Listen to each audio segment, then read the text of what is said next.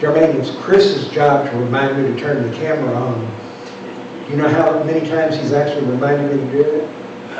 None. But in any event, I can tell you that getting old is not for sissies. They say your eyes go first, and then your mind goes, and then, you know what, I can't remember what goes after that. Yeah. But in any event, as you can tell, we are starting our Independence Day celebration today. It kind of snuck up on me. Next week is Independence Day. To celebrate Independence Week, tomorrow I have jury duty. So I'll go down to Angleton in Brazoria County. I will be in the jury pool. Typically with Brazoria County, it doesn't last very long. You know, they don't have all that many cases. And for some reason, they just like to disrupt everybody's week. So we'll live and we'll get through it. As I said, next week is the 250th anniversary of the United States of America. God has blessed me. I was here for the 200th also. I was 18 years old in 1976. And that was the 200th anniversary. And He has allowed me to be here for the 250th. I doubt very seriously I will live long enough to see the 300th. Did you know that 250 years means we are the oldest republic that ever existed?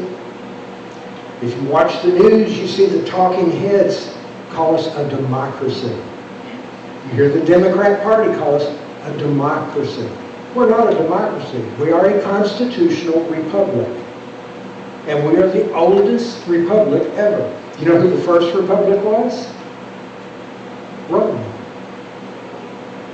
Rome was a republic for 100 years until Julius Caesar came along and decided he needed to be emperor. And that ended the Roman Republic, and it became the Empire of Rome after that. There is a great difference between democracy and republicanism. If you have studied any history at all, you know that democracy is mob rule. The mob dictates what it wants, and the mob tries to get what it wants. The French Revolution was mob rule, pure democracy. Our republic was not very old at the time, and Thomas Jefferson was in Paris and saw this falling apart. He saw them kill thousands using the guillotine. Lay you on that and cut your head off. Between 1793 and 1794, there was what they called the Reign of Terror, in which everybody was spying on each other, neighbor against neighbor, brother against brother, father against son, and it didn't take much for you to get your head cut off. 50,000 people died in that 2-year period. They died by the guillotine. They died by starvation in prison. They even drowned some of them, took them down to the Seine and held them under till they died. Maximilien Robespierre was the head of the Committee for the Public Safety. Notice how that when they create these agencies that are rogue, that want to kill people, they always call it for the public. It's for the public safety, for the public good. Very rarely is. Maximilian killed 17,000 Frenchmen and women, including King Louis. Dragged him out of his bed, took him out there, threw him on the guillotine, and cut his head off. A little while later, the Queen was trying to escape Paris. They caught her, took her back, and cut her head off. What finally brought, oh, by the way, Robespierre got on the wrong side of his own rules, and they took him out and cut his head off. He got, Jesus said, who lives by the sword, dies by the sword. You live by the guillotine, guess what? He died by the guillotine. So what finally brought the bloodshed to an end was this man, Napoleon Bonaparte. He was in the army. Believe it or not, he was a corporal. Corporals are dangerous. Adolf Hitler was a corporal. And look what he did. Bonaparte was a corporal. So he declared himself to be a general. Then he went into Paris and took over everything, put down the Reign of Terror, ended the French Revolution, and declared himself emperor. He then went on and started declaring war on all of his neighbors until he got beaten at Waterloo by Wellington. In any event, our founders abhorred democracy. They hated it because they saw what it did in France. They saw the bloodshed. And believe it or not, Thomas Jefferson liked what he saw. He liked anarchy. He liked the fact that they were rising up against the French rulers. But even Jefferson was appalled at some of the bloodshed. Now, a constitutional republic is based on the rule of law. We have laws. Our entire foundation is based on law. It's not based on democracy where if 50.1% of the people say, we want to kill everybody that doesn't drink wine, then everybody that doesn't drink wine gets killed. A lot of people would become winos overnight, if they did that. I'd then have to cut my hair off. I can't stand wine. But in any event, George Washington led the Continental Army to victory in the War for Independence. He was very successful as general overall. He lost more battles than he won. But see, he had some real problems. He didn't have enough men. He would go up against British armies with Hessian mercenaries that were 40 and 50 and 60,000 men. Washington never had more than 10,000 at one time. When he took over the army, it was all militia. We'll talk more about militia in just a moment. He had to take this group of militia and turn them into army soldiers. He was helped by General von Steuben, who came over from Germany, didn't speak a word of English, but he took those raw, untrained, undisciplined militiamen and turned them into a real army. Washington knew he had lots of disadvantages. And the rule of three applied. Do you know what the rule of three is? 1/3 of the people are all for something, 1/3 of the people are all against something, and 1/3 of the people don't care one way or the other. It doesn't affect them, so they don't care. He knew that 1/3 of the American people were for independence. 1/3 of the American people were opposed to independence. And 1/3 didn't care one way or the other. He also knew that the war was unpopular in England. In England, they were going through an agricultural revolution. The Industrial Revolution had just started. Unemployment was almost nothing. And people were making money hand over fist. They were doing very well for themselves. And they didn't think that England should be getting involved in a war. So most of them said, you know what, just let them go. Let them go. Pat them on the back, say thank you. You're our brothers. We'll remember you, but go. Form your own country. We don't care. Of course, King George could not bring himself to do that. And so he called them traitors, and he started sending over these masses of troops and weapons and things of that nature.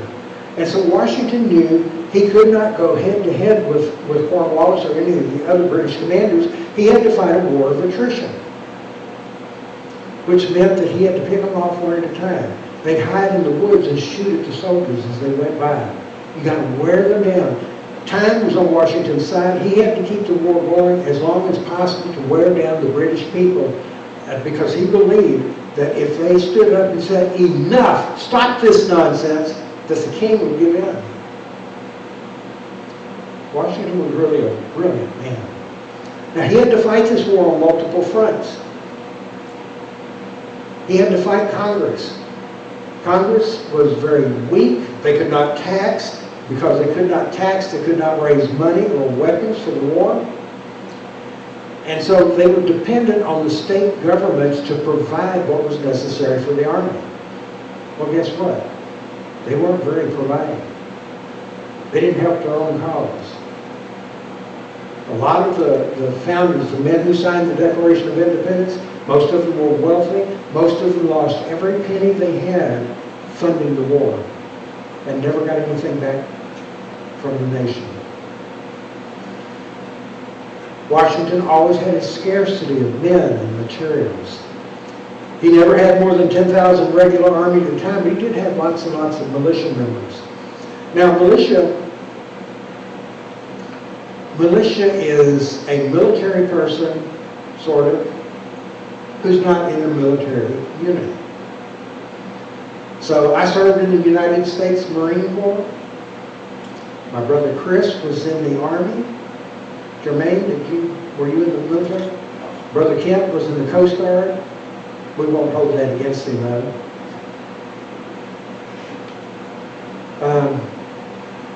But see, we served. We had military training. And guess what? We're the militia. We're the backup.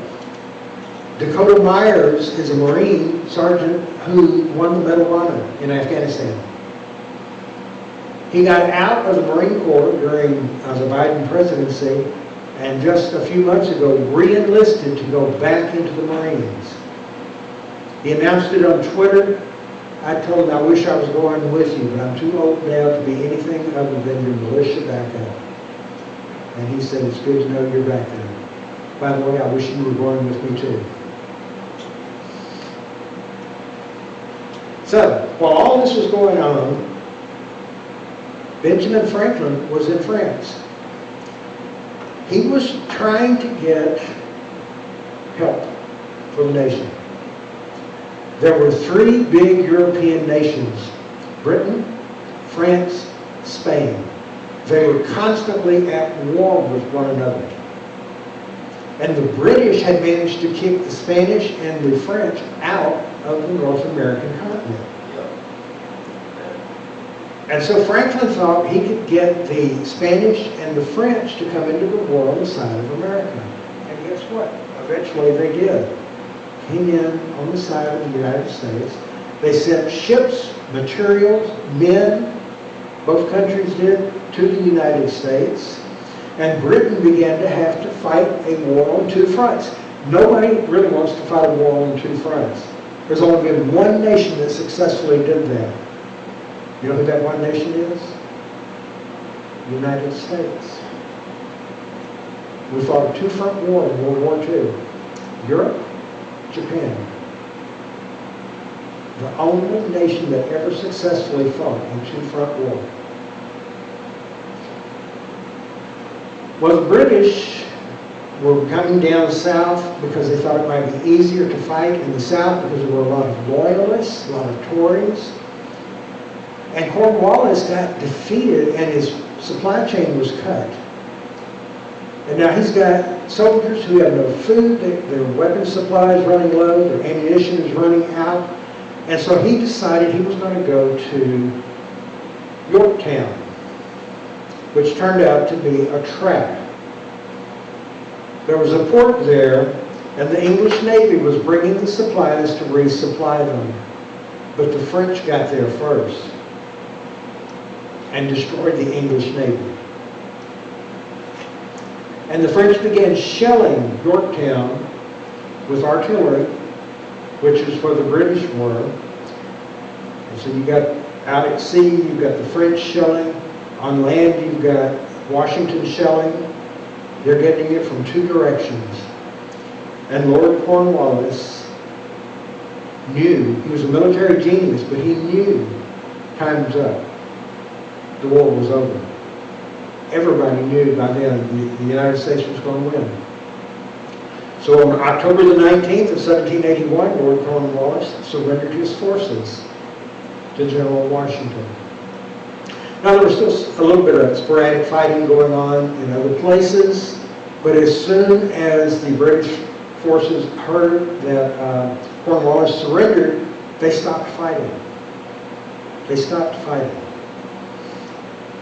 And the two sides got together in Paris, and on September the 3rd of 1783, the Treaty of Paris was signed that brought the Revolutionary War to a close, and the United States became a free nation.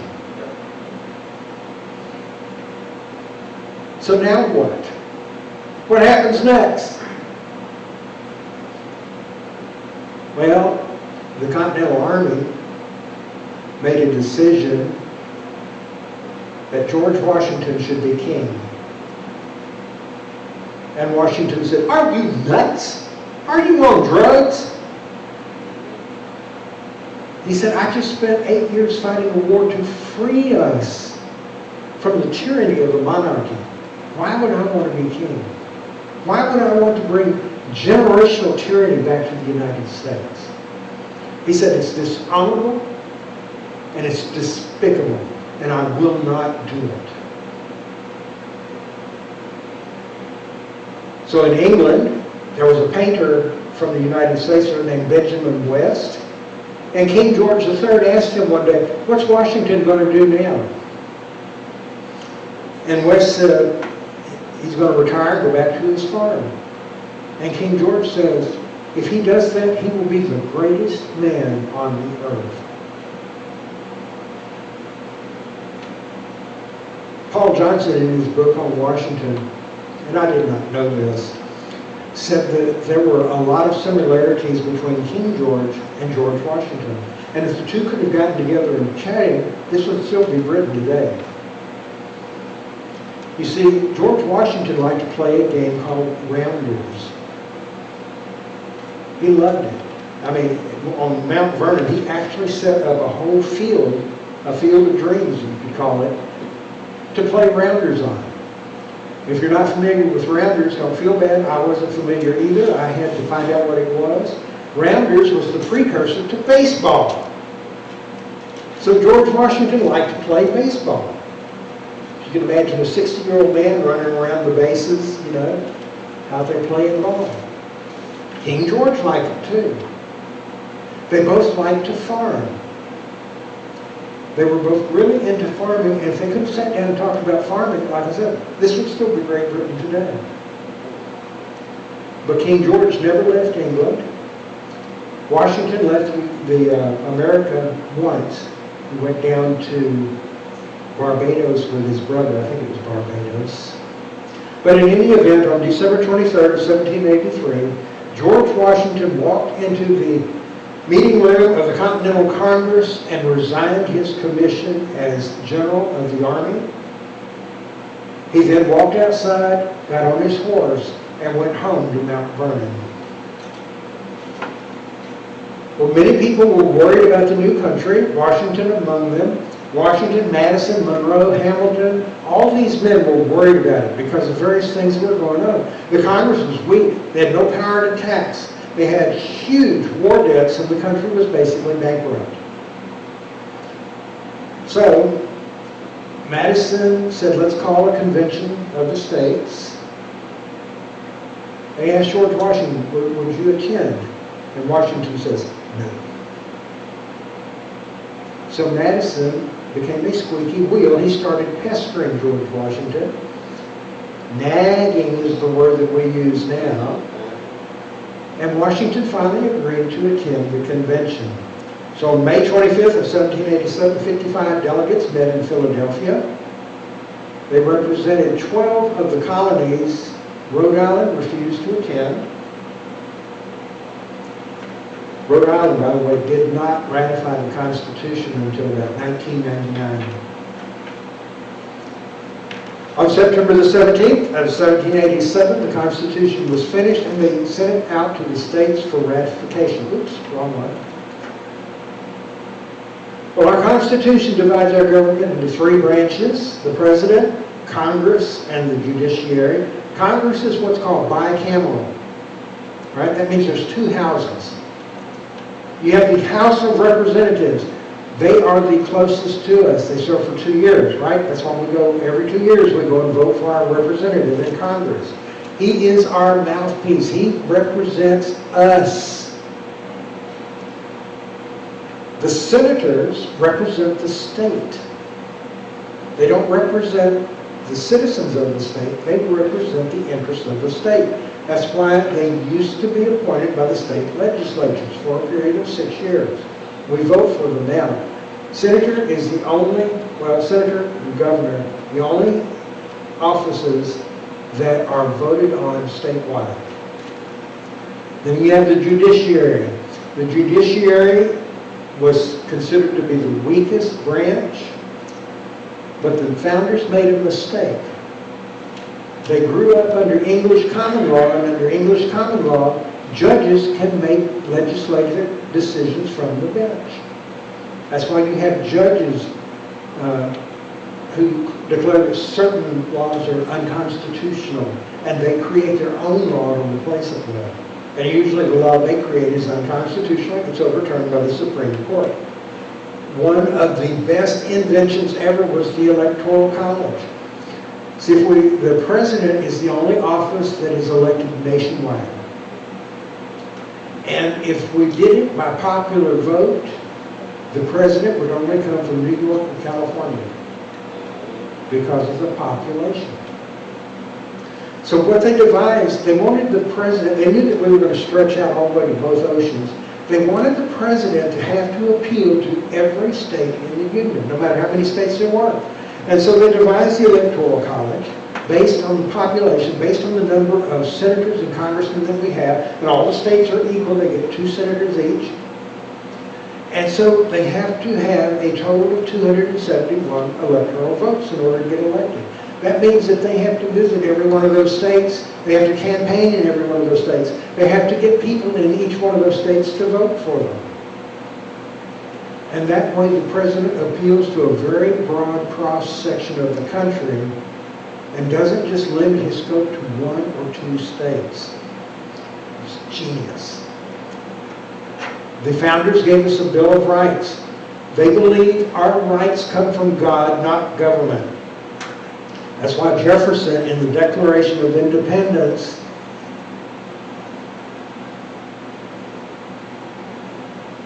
we hold these truths to be self-evident, that all men are created equal, that they are endowed by their Creator with certain unalienable rights, that among these are life, liberty, and the pursuit of happiness, that to secure these rights, governments are instituted among men, deriving their just powers from the consent of the governed. The Bill of Rights restricts the government, does not restrict the people. It's important to remember. We're going to look at the First Amendment here. I'll try to, I know it's starting to get late, I'll try to make it as quick as I can, but I want you to learn about this. The First Amendment says, Congress shall make no law respecting an establishment of religion or prohibiting the free exercise thereof, or abridging the freedom of speech, or of the press, or the right of the people peaceably to assemble and to petition the government for a redress of grievances. Notice that it says Congress shall make no law. They intended for all laws to come through the Congress. Everything was supposed to come through the Congress.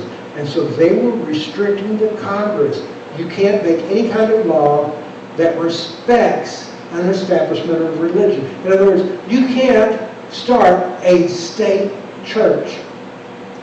Now, when this was in English, or the United States was English, you had to pay taxes to support the Church of England. It didn't matter if you were a Catholic, a Baptist, a Quaker, a Pentecostal, no matter what it was, you paid taxes to support the English church. And they thought that was wrong. They did not want that.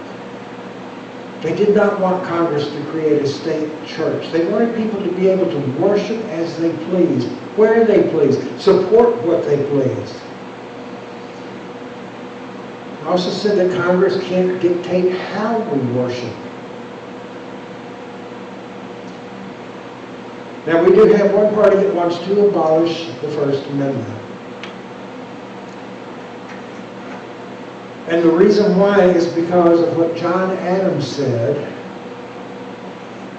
He said, "We have no government armed with power capable of contending with human passions, unbridled by morality and religion.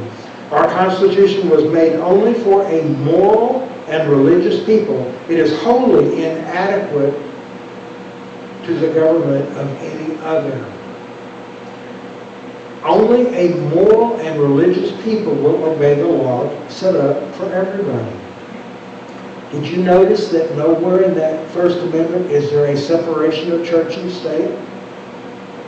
Congress shall make no law respecting an establishment of religion or prohibiting the free exercise thereof, or abridging the freedom of speech or of the press, or the right of the people peaceably to assemble and to petition the government for redress of grievances. There's no separation of church and state. Well, where did that come from? Well, that came from Thomas Jefferson. He wrote a letter to the Danbury Baptist Association in Connecticut. The context, the Baptists, as a religious minority in Connecticut, were concerned that their religious liberties were subject to state government whims and worried about the lack of an explicit Bill of Rights protecting their freedom of conscience. Jefferson assured them the federal government would not interfere with their religion, writing that the First Amendment built a wall of separation between church and state. Well, it doesn't. It restricts the state. It does not restrict the church. It goes on to say, it is frequently noted that while Jefferson advocated for this wall, he wanted that wall to be there, he simultaneously attended church services held in the U.S. Capitol building and supported religious freedom in public life as long as it remained voluntary. During the debate on the Bill of Rights, Washington insisted there could be no government interference in churches or religion. He insisted on it. And according to Paul Johnson, he would be appalled at the way it's been used. Misrepresented, misinterpreted, especially in the last century. We also get freedom of speech. The British could put you in prison for saying something against the crown. So if you said the king was a jerk, they could put you in prison for it. Now today, that practice continues. Very few people ever talk bad about the king, but like us, they threw their borders open and allowed millions of illegal aliens from Africa and Middle Eastern countries to invade their country. And there are Muslim rape gangs over there, actually. They go around raping women and children. And the police stand by and watch them do it and do nothing to stop it. Why? Because they were ordered to by the Prime Minister. You will not stop them from raping women and children. Why not? Well, and they do that all the time in their country, and we can't be judgmental. If you remember back during COVID, there was a lot of government censorship going on. They kept calling anybody that said anything against what Dr. Fauci was saying or doing, if you said anything against it, that was labeled misinformation, and they would try to shut you down. When Annise Parker was mayor of Houston, she ordered all the churches, gave an executive order, that all the churches had to submit their sermons to her for her approval before they preached them. Why? She's a lesbian. She wanted to make sure nobody was preaching against homosexuality. We also have freedom of the press. Journalists can say anything they want to say. We have freedom of assembly. The government cannot stop us from getting together to worship or anything else that we want to do. And we have the right of redress. If the government does something that we disagree with, we have the right to a peaceful protest, a peaceful assembly, and to petition the government to fix whatever it was they messed up. Okay, amendment number 2. We're not going through all 10 of them, we're just going to do these top 2. It is the first single topic amendment. It says a well-regulated militia, there's that word again, being necessary to the security of a free state. The right of the people to keep and bear arms shall not be infringed. The revolution would not have been won without the militia. Washington never had more than 10,000 troops, but he had thousands of men out of uniform who were willing to fight. And they provided their own arms and stuff. The Continental Army started as militia. And after Washington was president, they passed the Militia Act of 1792. The Militia Act of 1792 required that every able-bodied white male between the ages of 18 and 45 had to have his own weapon in the house, and he had to have his own ammunition. He had to have a knapsack prepared with extra clothes and food and stuff in it. He had to have a rifle. He had to have extra stuff for his rifle. And he had to be ready to go fight on a moment's notice.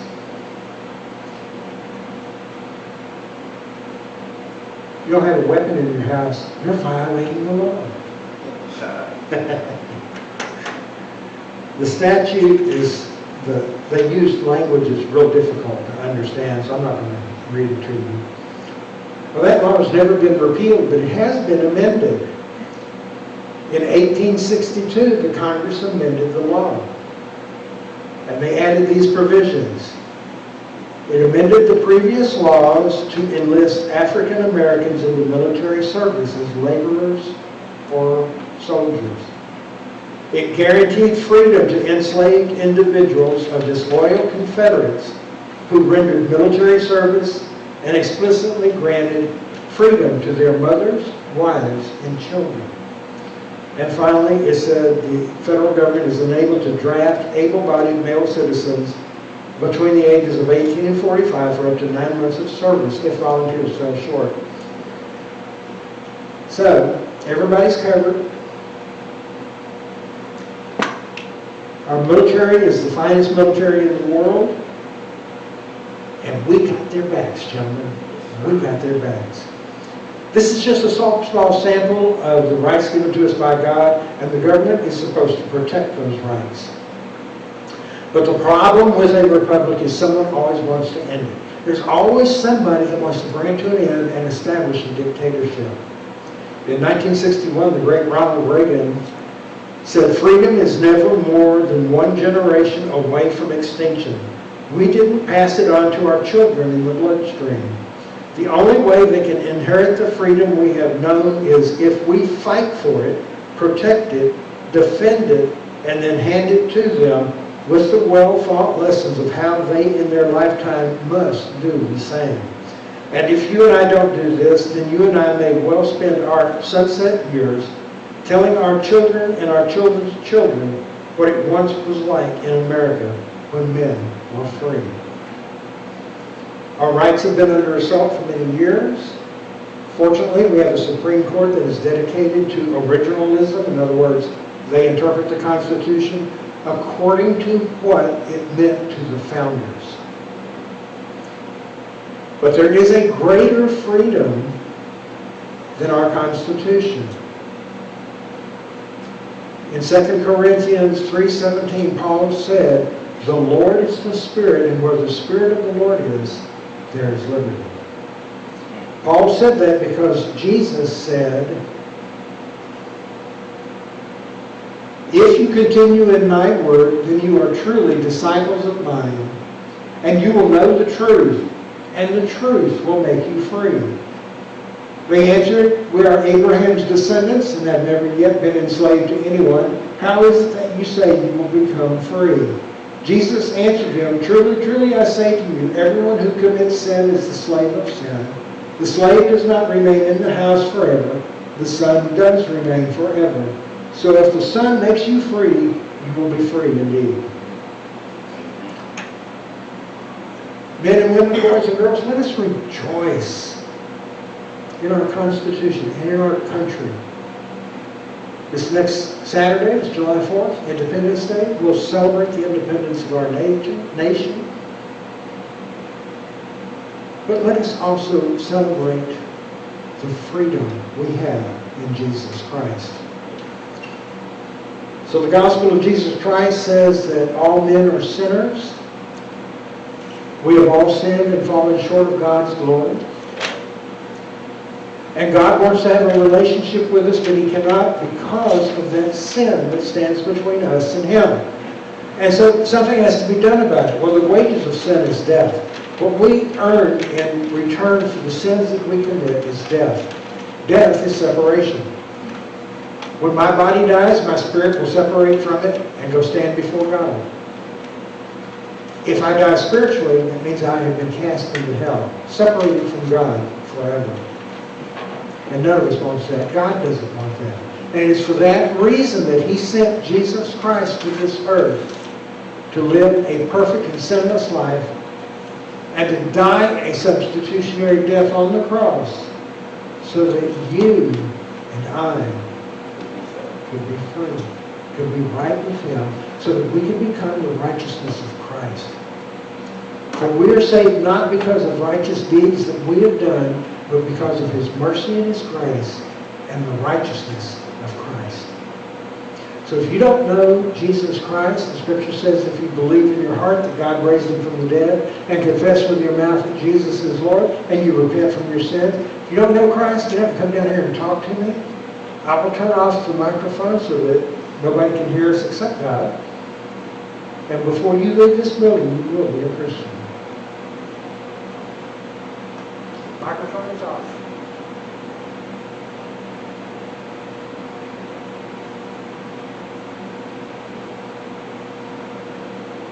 Not everybody do it once. Let's stand and be dismissed.